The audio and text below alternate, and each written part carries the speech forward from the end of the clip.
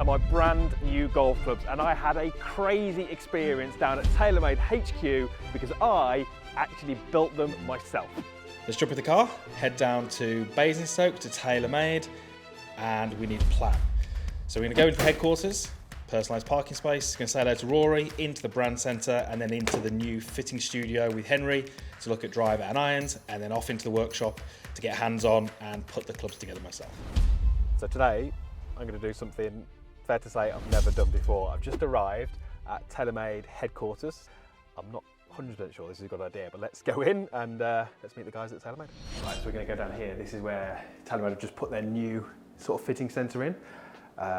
It's just in there. I think actually Seb's in there at the moment, but this is all the new sort of branding for Stealth 2. So obviously everything's black and red, loads of carbon, but this all kind of glows up at night, so in the dark, so it's really, really cool. So in a minute, we're going to go into the new fitting centre.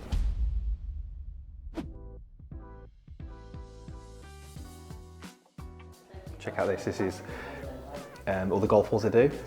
So you get to see all the kind of insides of them. So I use that one. Because that's the 5-piece. And then you got the stripe. Pretty cool, eh? Look what Emma's just dropped off. Look at that. New bag, Stealth 2. Bit of branding on there. Awesome. Right, we're in here now. This is the new fitting centre. So Henry's going to be looking after me. But check this out, this is brand new. So this is only opened the last week or two. Incredible setup. How long's it been open? Weeks? Days? That was finished this morning. Today. Yeah. So the putting green was finished today. This is the putt view. It's impressive. Yeah, this has probably been in place for a couple of months, but really only actually in use for the last few weeks. Yeah. So yeah. Oh, a little bit toppy. Not Yeah. toppy, So that's the one where you get very low amount of spin. Yeah. Is that a shot that you hit often or not really? Not really. That was high in the face, which is. Yeah. I mean, I'm probably more low heel. That's a better flight. Yeah. Just about got enough spin on it. Right. So we're going to go 9, 1 click higher.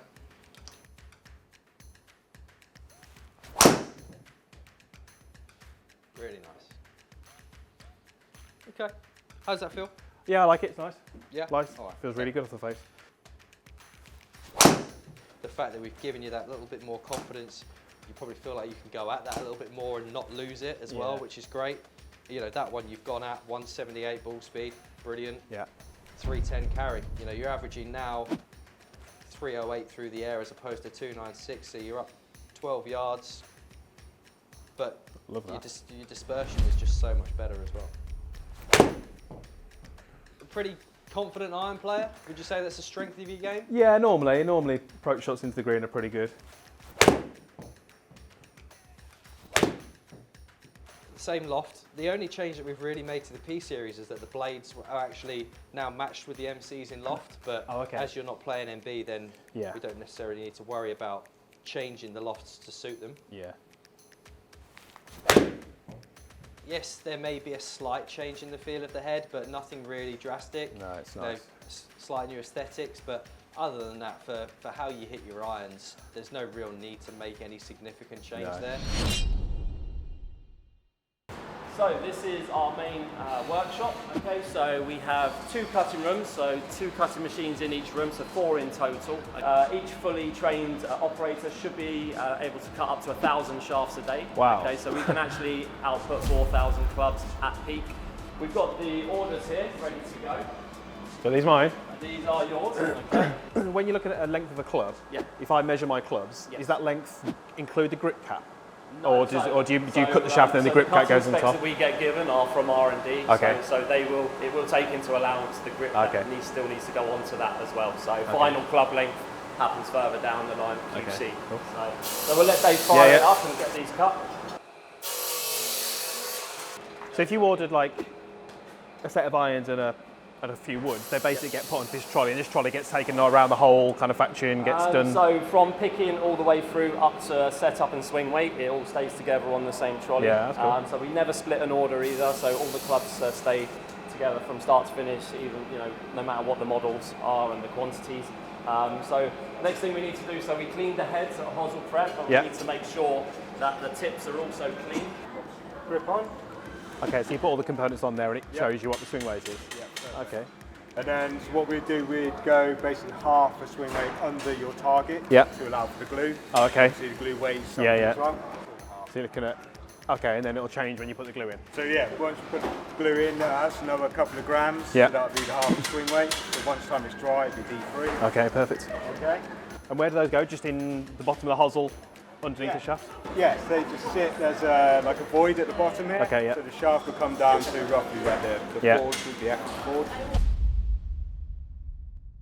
Onto there.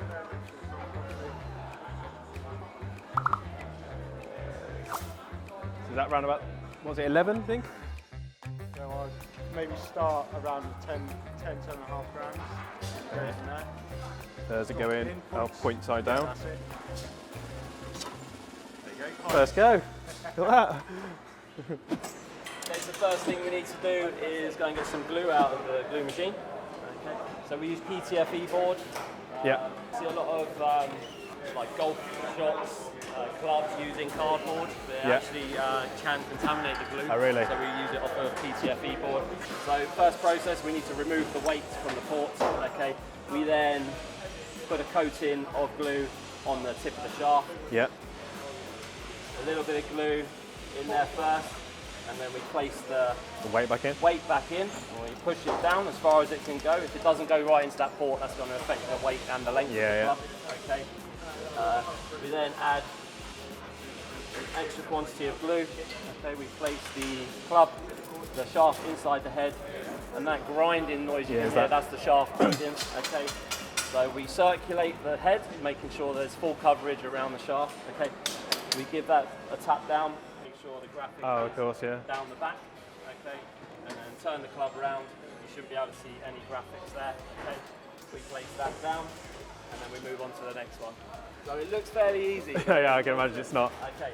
So, I like my 7-iron as well, so I better do this. Okay, so we'll do, if I hold the head first, so we're going to just roll that shaft. So just the bit that's kind just of... place it on the board and just rotate. Push a little bit of pressure down so there's not too much on it. That's it, then just remove that, okay? Yeah.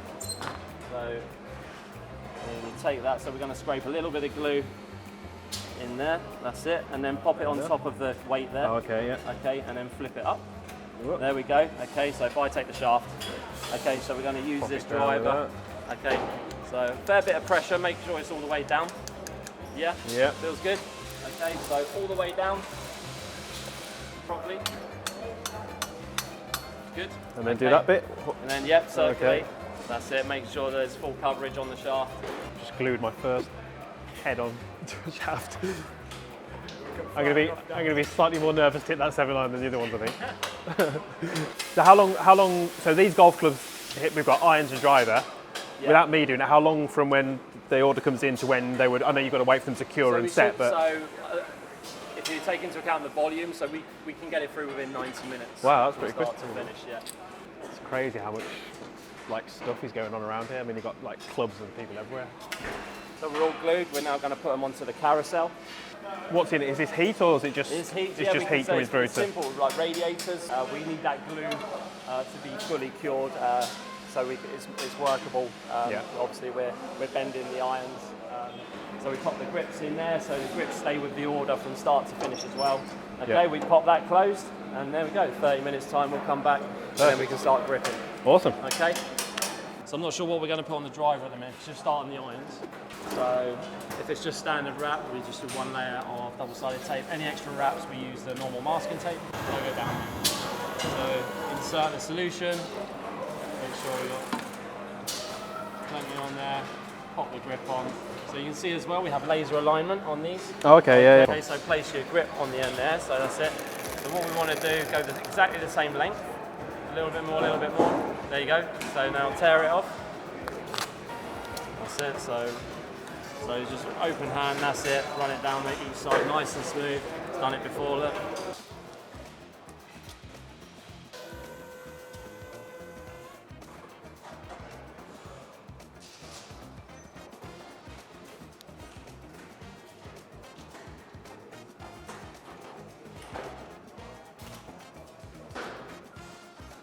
That's nothing like doing it as a PJ training. I was doing it in the back of the ball wash room with, yeah, it's a bit different, with right? a clamp and a... bit of a different environment. Yeah. As I said, so that we're not adjusting loft and line, but what we do is we actually put them through bullseye anyway, just to make sure that they are standard, so the vendor has said they are. Just make sure that's removed and get to the whole ferrule. So what's that coming off there? Is that off the ferrule? Yeah, so that just takes that top layer off, yeah, wow. and it makes it nice and shiny. That's why you wear the gloves. Yeah, absolutely, yeah. So we actually check 100% of the clubs that come through.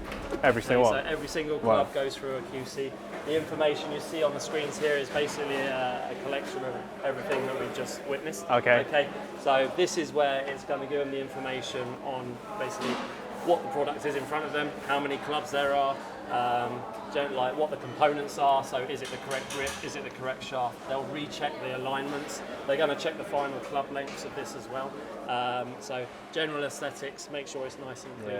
But this is basically our last chance to get it right. So basically every single station that they go through, they check them, and then you check them again at the end. Indeed. Yeah. So nice TaylorMade custom box. Yeah. Okay, these are really nice. We kind of upgrade every year, so every time we get a new model. But these are really good. I love the new ones. They really pop. They stand out. I've realised that is very accurate as well. Absolutely. Being around here today, it's like every single station, the attention to detail, checking it, is it right? This is what we really pride ourselves on. You know, everybody's checking it at every process from start to finish. Not just us, but the picking team, the planning team. You know, we all coordinate together to make sure that we're doing the best we possibly can. So we put the shorter clubs in first. So even down to head covers, we request them to scan the head cover, just so that we know that's good. And then if we do, get any queries from customers, that's the beauty of the tracker. We can actually see what's done, what's it. You know, do we need to refocus on our processes if an error has been made? Again, this is why these are really good, so we can use, put multiple clubs in the box. We've got the head cover, thank you. So we're just going to pop that in the box there.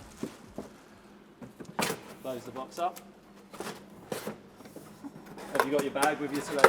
I have. It's got my old clubs in it. I won't tape it up then, so these in the yeah, new ones. perfect. Yeah, just leave it like that. That's great. Right. So, and that is us, start to finish. It'll go into the cage. It'll get shipped today if it was going out to customer. We have a a collection at 4:30 every day, out to all of our customers, UK and Europe. Perfect. All right. Thanks for letting me have a go. Oh, good. Yeah. Appreciate that. You did a much better job than I did, but I've just got to worry about that 7-iron, I think, because that was the one that was the one that I glued. It'll be fine. Or at least it's just got your name on it, not mine. Yeah, awesome. So we're back. Here are the new clubs. There is the new bag. So let's load the bag up, and then I'll go through exactly kind of what's in my bag for this year. Right. Here they are. Let's go through it. Start with wedges. So, start with the most loft first. So I'm going to carry the 60-degree high toe. So I've always gone for the high toe. I just like the way it sits. I like the fact that the grooves go all the way out to the toe. And I like that from really close range, I get these really low, spinny pitches. So I love that. That's the high toe. That's the new high toe in the 60. And I've got that in 10 degrees of bounce. I then go into MG3 wedges. If you count the pitching wedge, I carry 4 wedges. So pitching wedge, 52, 56, and 60. So then we're going to the irons. Now there's a little bit of a change in the irons, so we'll go through what that is. I've actually got 3 different models of irons. I have got pitching wedge 9 and 8 are all in the MB head. So that's the muscle back. That's the smallest head size they do. For me, these clubs, I don't struggle with strike generally, so I just like the fact that they're a much smaller profile.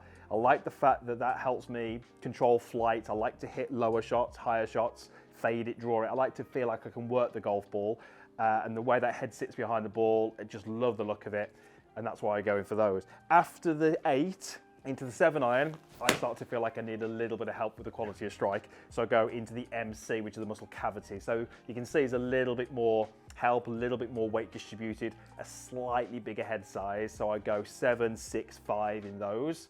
And again, just that little bit of cavity just makes strike a little bit easier. If I slightly mishit it, I generally don't lose a lot. They are incredibly forgiving for kind of how big the heads are.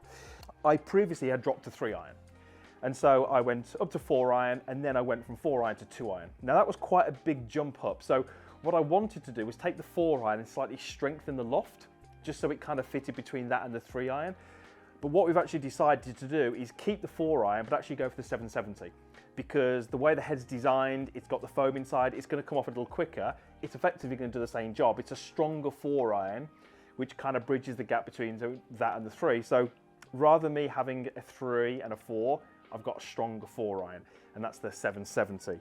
I am Dynamic Gold X100 steel shafts, and that goes from 4-iron right the way through to my wedges. And then the big dog, the fun one. I am Stealth Plus, 9-degree head. All the weights are neutral, but it's 1 click higher.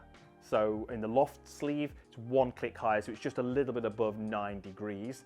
What that does, it just obviously gives me the right launch conditions, it gives me the right spin, and it just basically helps me get the right flight through the air. And the shaft in that is the Tensei, and I go for 65 gram, and that is the X Flex. And I don't think I've ever put a driver in the bag where my confidence levels have been so high before really even taking it on the golf course. I just don't miss with this, that's all. I've actually hit this a number of times. I hit this one in Dubai, and I hit it obviously in the fitting you've just seen, and both times, generally, I'm not just saying this, I generally don't think I hit any bad shots. I hit a few poor strikes, I made a few poor swings, but even the bad ones went pretty straight. Now I loved my Stealth driver. This Stealth Plus, I know I'm gonna love this, and I say my confidence levels are so high because I just know that my good ones are gonna be good, but my bad ones are gonna be good as well. I'm really happy with that. That is my bag setup for this year. Really happy with it. I just need to get out the course now and play.